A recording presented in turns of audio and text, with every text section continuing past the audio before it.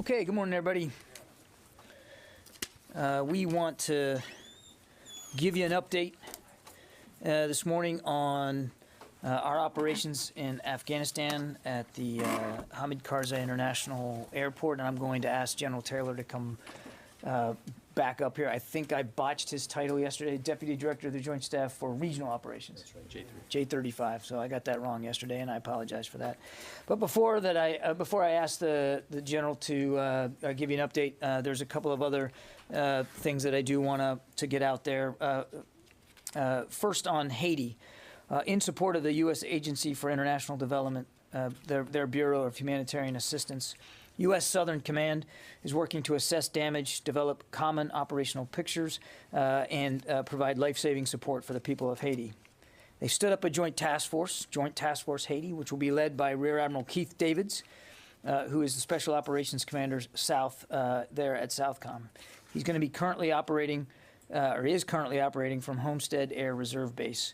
The JTF is now the forward elements of it, the headquarters elements of the Joint Task Force will be moving to Haiti today. We are also flying 8 helicopters to Haiti later this morning to help with, again, providing a picture overhead. The USS Arlington, a Navy amphibious ship, will be getting underway today as well, and we'll have embarked on it 2 MH-60 helicopters. It also will have on board a surgical team and a landing craft mechanized to be able to move things ashore. The U.S. naval ship Burlington is also going to be used to provide aerial footage and assist with our overall assessment. 2 P-8 Poseidon maritime reconnaissance aircraft, which are currently operating out of El Salvador, will also be sent to the region to provide aerial coverage and assist again in our assessment. And that's where we are right now, is getting a clear picture of what the situation looks like on the ground. The assessment team on the ground will continue to look at the area and to report back to Southcom so that we can best coordinate and integrate U.S. AID and other agency assistance to the people of Haiti.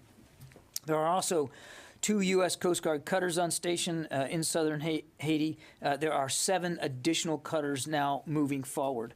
There will also be 1 U.S. Coast Guard fixed-wing aircraft operating out of Guantanamo Bay, again to help us provide aerial visibility on what things look like on the ground. And we do expect that field hospitals, 4 field hospitals from U.S. Southern Command will be set up in southern Haiti by later this week. So the U.S. military continues to provide unique air, medical, logistical, and engineering capabilities in support of USAID and their Bureau of Humanitarian Assistance.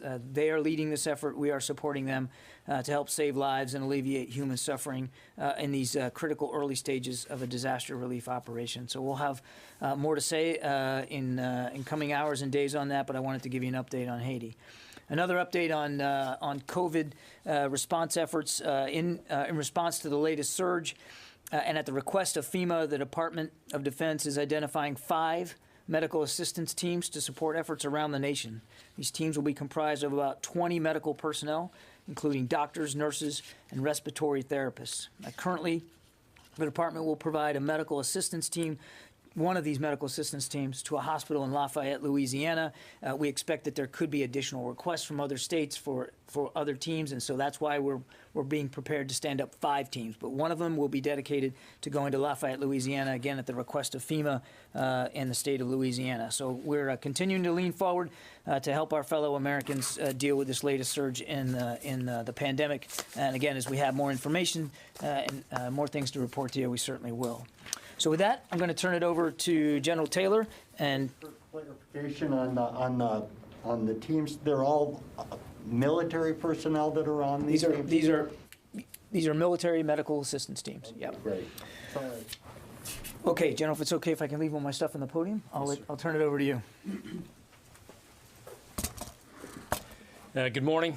Nice to see you again. Thank you, Mr. Kirby, for the opportunity again to give you an operations update of current operations in Afghanistan. My goal is to provide you with details from my last time in here to ensure that you have as much information as possible. A number of evacuations occurred overnight, which I'll provide you more details here shortly. As we speak, we are continuing air operations, and air operations continued throughout the night. I'm tremendously proud of the Herculean effort we've seen by our U.S. military so far. The rapid insertion of Marines and soldiers and a number of enabling forces moving from both within the CENTCOM AOR and from the United States.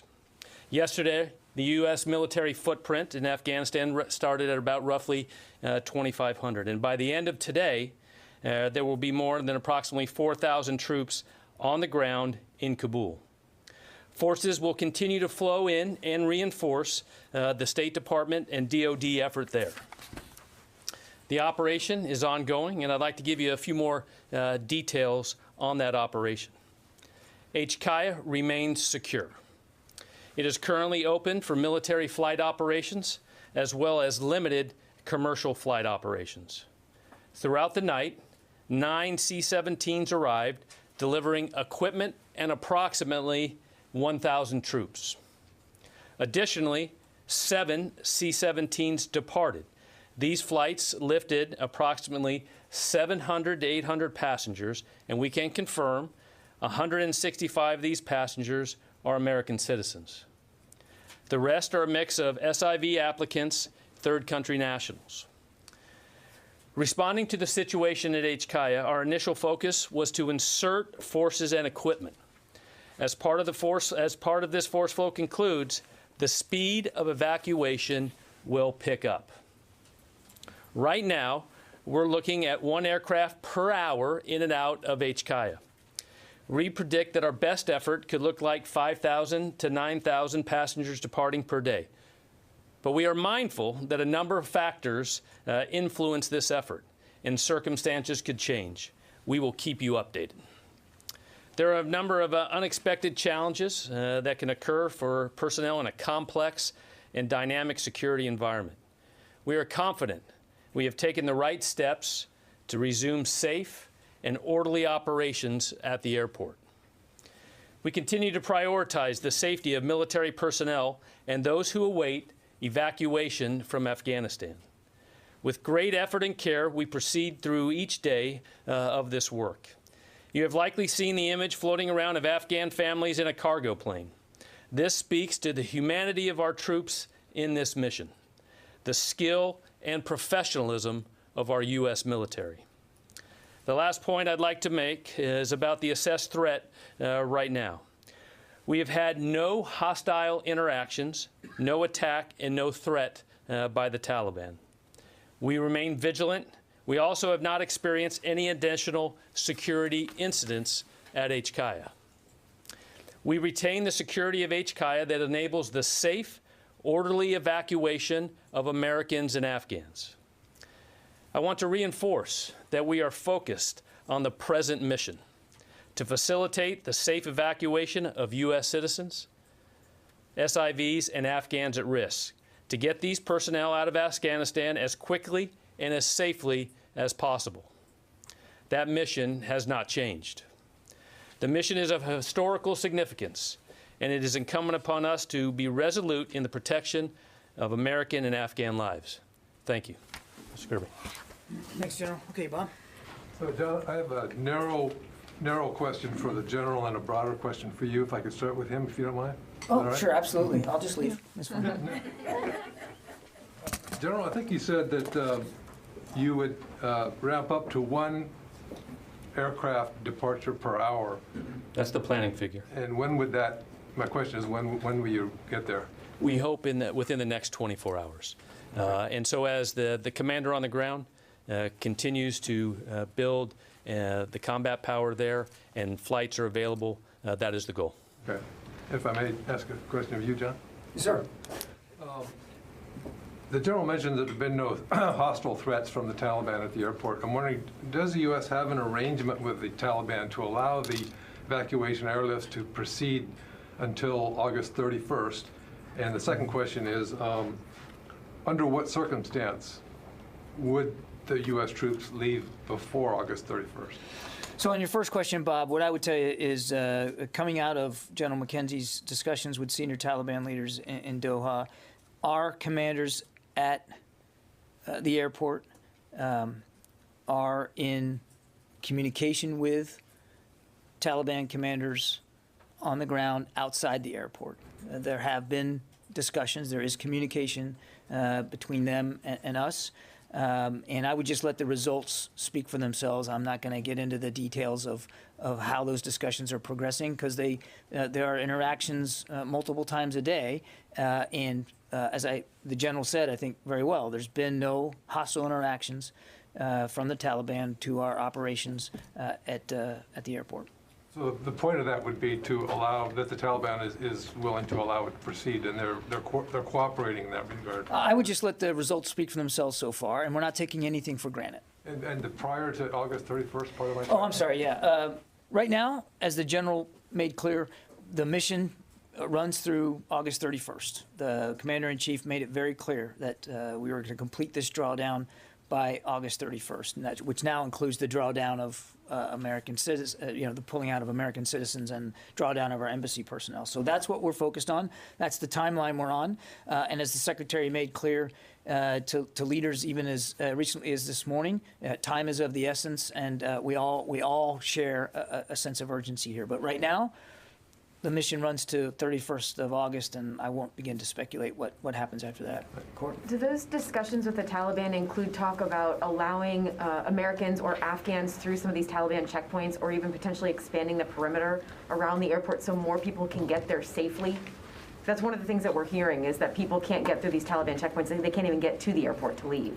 Yeah, again, without going into the details of communications, of which I'm not a part, as I said, there are interactions down at the local level, and as the general said, we are processing American citizens to get out. So again, Court, without speaking to the sausage making of communications here, thus far, and it's early on, the results are speaking for themselves, and I think that's probably where I'd like to leave it. And then one for General Taylor. Can you just, on the numbers, so this is now 700 to 800 that have gotten out. So is that now a total of somewhere in the neighborhood of 1,400 to 1,500 total people have been taken out since August 14th when this began? Yes, rough numbers, yeah, to include the SIVs. And can you say, just from an operational perspective, is there talk of expanding the perimeter around the airport? Right now, the airfield, like I said earlier, is secure, and the commander on the ground has the ability to continue to flow flights in and out. So I would say the airfield's secure right now to allow us to do that mission. Barb? Just to clarify a couple of things on what you said about these talks with the Taliban, to make sure I get it. It is U.S. military personnel that are talking to Taliban commanders? Our commanders in the operation have had communication with Taliban leaders. And is this why, or could you explain, apparently you put the 82nd Airborne headquarters element in there. Is that You're talking about General Donahue and his staff. Could you walk us through a little bit of that? Sure, a couple of things there, Barb. Number one, this is what the 82nd Airborne does really well. And as the Global Response Force, their job is to be ready to assist in a very expeditious manner. And the task of securing and operating an airfield is actually a unique task that the 82nd can do, and General Donahue has experience in that. So that's one reason. Number two, Rear Admiral Vaisley, who has been commanding on the ground, also has a spate of other duties he has to attend to include liaison with the State Department, our allies and partners that are also on the ground there in Kabul, the Turkish support element.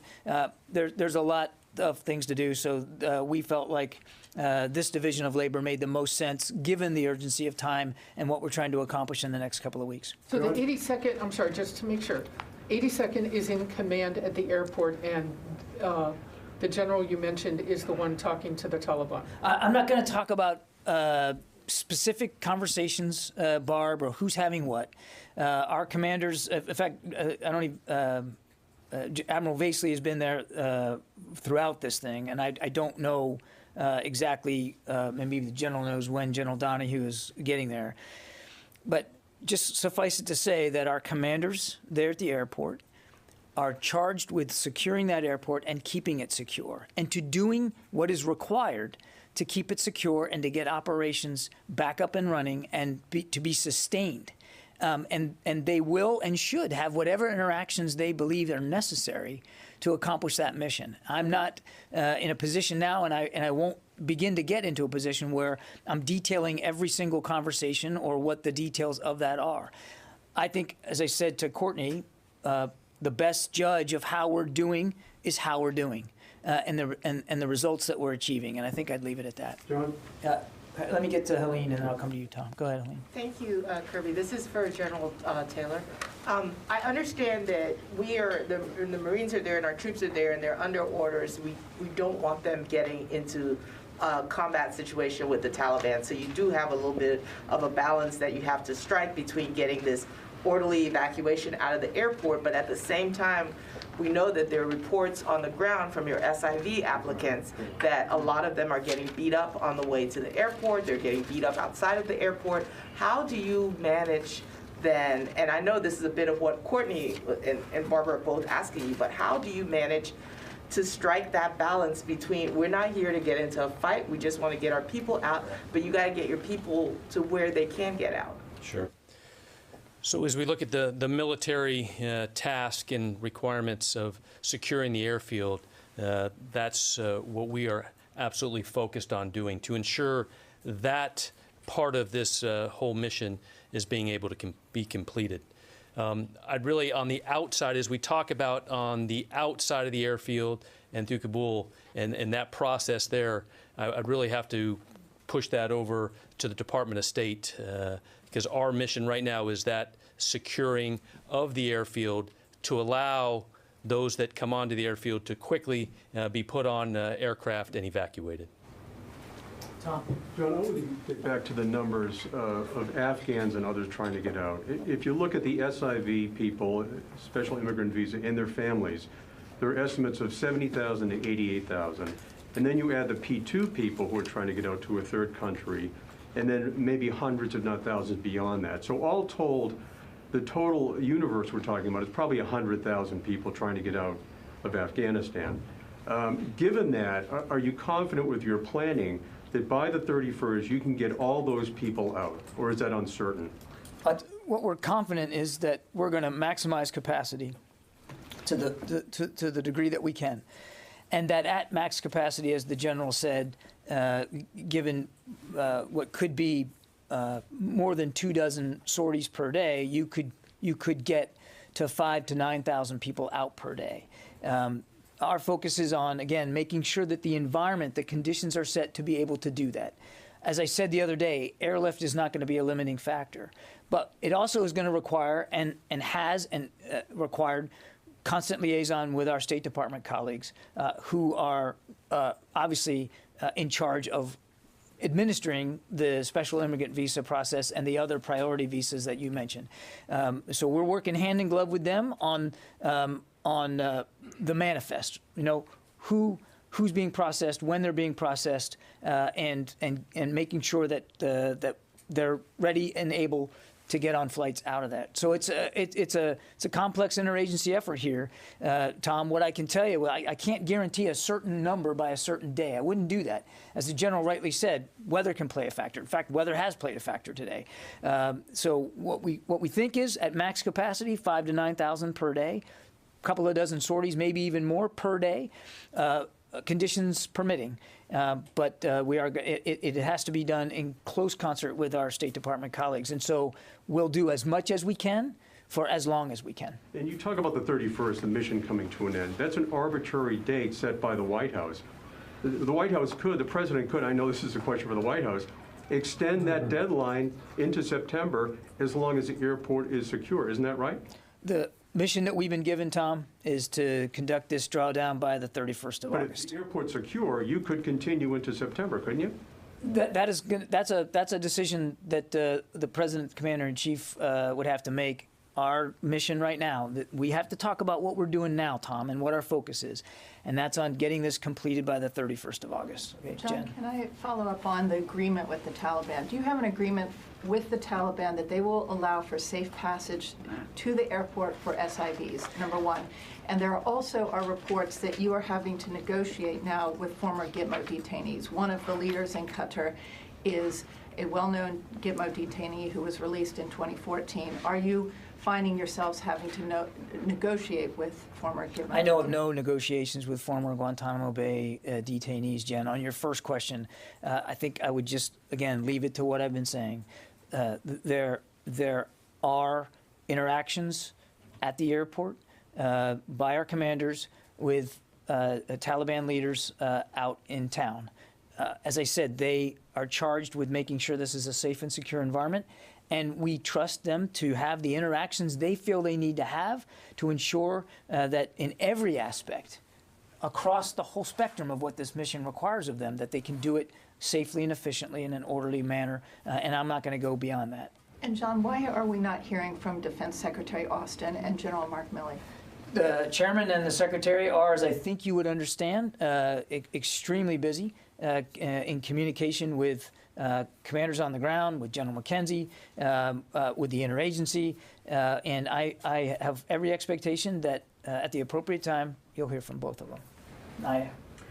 Drilling down on the statement of no hostile attacks from the Taliban, who does that cover? Does that cover Afghan civilians and U.S. military?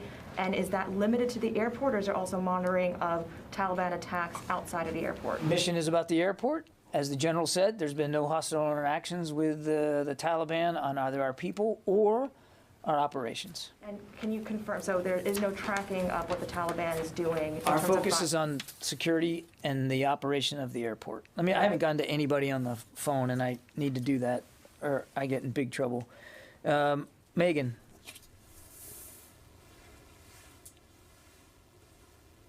Okay. Megan maybe not be there. Tom Squitieri. Hold on, I think I'm back. Okay, you are.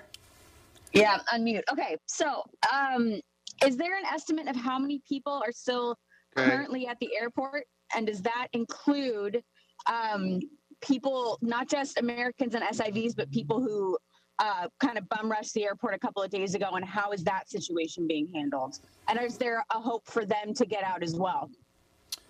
So right now at the airport, we continue to process in American citizens that have shown up. As we look at, I think I heard this question of those that bum rushed the airfield. The airfield is secure. As I said earlier, those folks that were there on the southern part are no longer inside the airfield.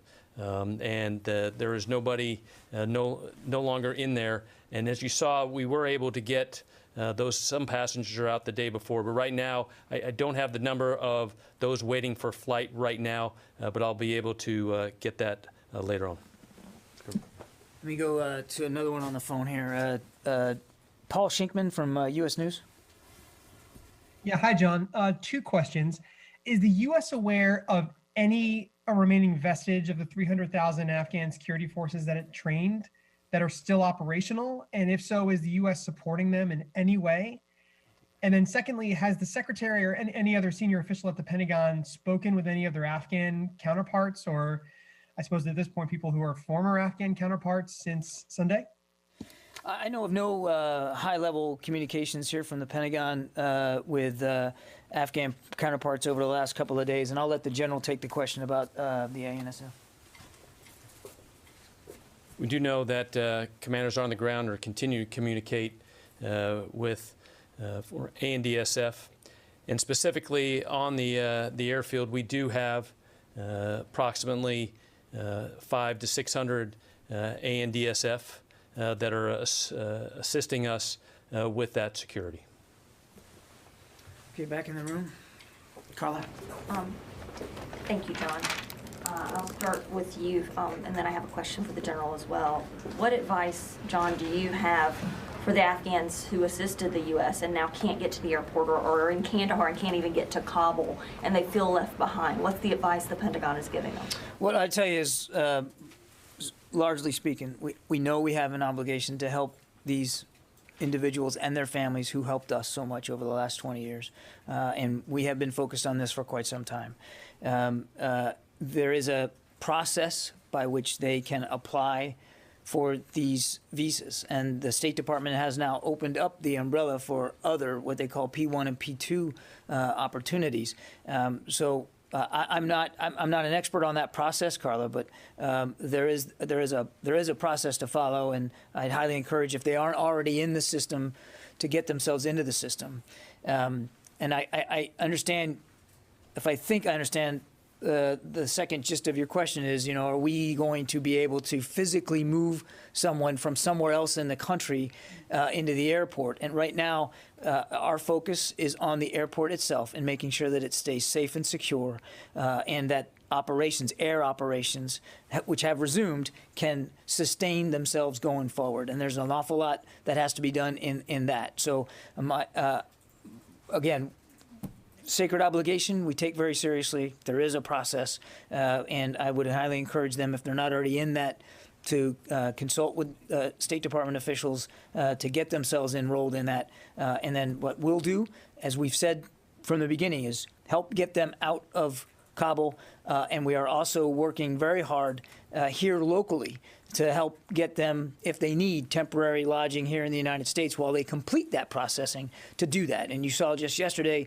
we were able to announce 2 additional U.S. military installations that will be rapidly increasing their capacity over the next days and weeks to help build out to a maximum right now of approximately 22,000 capacity if we need it. Okay, and then secondly, I had asked about this yesterday, but the investigation into the civilian casualties, can the U.S. Defense Department confirm the number of civilian casualties that happened when that C-17 took off? What are the total number of casualties that you're tracking at the airport? You mentioned the two. Well, we know that there were 2 security incidents in which 2 armed individuals with hostile intent were engaged by troops and killed. I don't have a firm number of additional casualties that we know have been reported, at least in press reporting, certainly by this incident with the C-17, which took off, as you saw, as taxiing with people running alongside it and even attached themselves to the aircraft. What I can tell you is the Air Force is taking a look at this, and I think you'll hear more from the Air Force later today about that. And I think I really need to leave it at that right now. Can you say at least 4? I can't, Carla. I'm not in a position to give you a specific number, but again, I think you'll hear more from the Air Force later today about this. Does that include about the report that there was an Afghan civilian whose remains were found on a landing? I think you're going to hear more from the Air Force about this today, Court. A couple more. Louis? John, a couple of clarifications.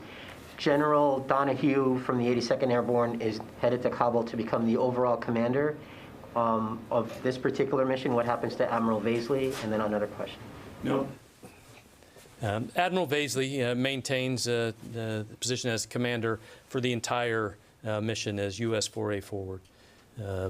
As you know, elements of the 82nd Airborne Division have already been flowing in to do the actual mission of security of HKIA. So the General Donahue and a piece of his staff will go forward and work specifically on the security mission of HKIA. And then Admiral Vaisley remains? That's right, as the overall commander as US 4A headquarters forward, obviously under General McKenzie as the CENTCOM commander. And if I could follow up on something you said earlier, you said there were 700 ANDC, Afghan security forces at the airport. Has a commitment been made to them that they will also be evacuated afterwards once this mission is complete? Yeah, I know that our commitment to ensure that the security there at HKIA is increased by having those members of the ANDSF with us at this time.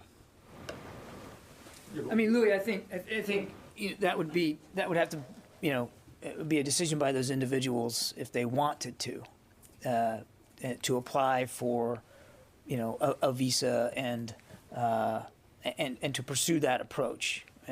that it would be up to those Afghans to make that decision for themselves. Okay, take one. Quick follow-up. Okay. You have mentioned that the administration thinks there could be thousands of Americans still in Kabul and in Afghanistan possibly, and that you're prepared to, evacuate them if they can get to the airport, et cetera, but that there are thousands of Americans. With that estimate in mind, is the administration confident that all Americans are essentially free of Taliban control? Do you have anything that indicates the Taliban are going after any of these Americans?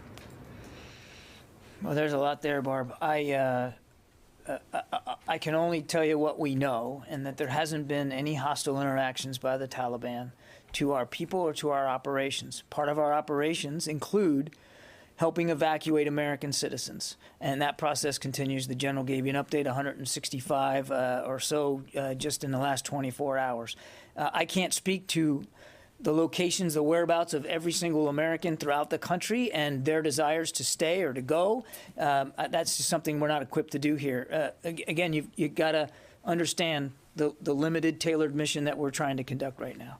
I'll take one more, and then we got to let the general get back to his day. And I forgot to get to Tom Squateri.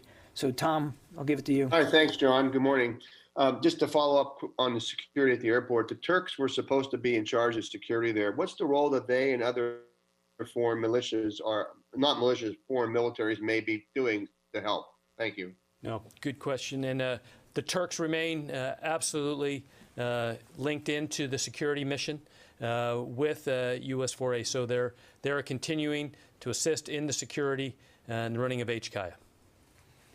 Okay, thanks, everybody. We're going to have to call today. We will be able to brief you again later this afternoon. It probably won't be on camera, but we'll do another on-the-record briefing this afternoon. So we'll see you then. Bye-bye.